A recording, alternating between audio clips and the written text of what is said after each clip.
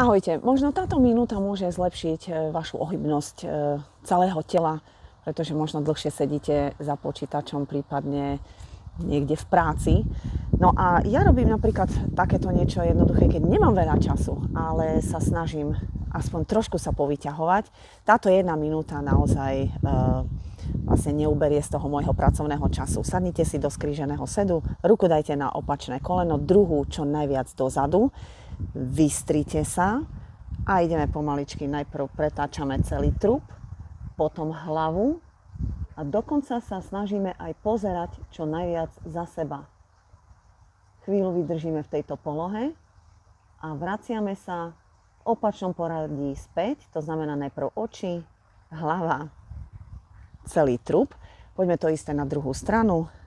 Nezabudnite sa vždy vystrieť predtým. Trup, hlava, očami čo najviac do strany,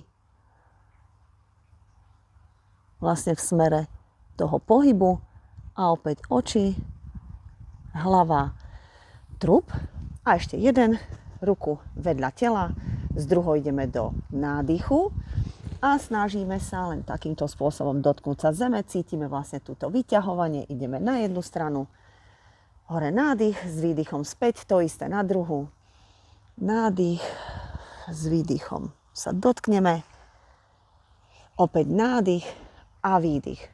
Skúste mi napísať, či ste pociťovali nejaké bolesti pri tomto vyťahovaní. Pokiaľ nie, tak vaše šlachy, chrupavky a fascie, to sú vlastne biele vlákna, ktoré držia svaly pokope, sú v poriadku. Pokiaľ nie, tak im treba už pomôcť. Samozrejme správnym cvičením a správnymi doplnkami výživy a taký jeden práve, ktorý zmierňuje alebo môže pomôcť pri zmierňovaní zápalov vnútorných, je aj môj nový produkt, ktorý sa volá Zora Golden Chondro.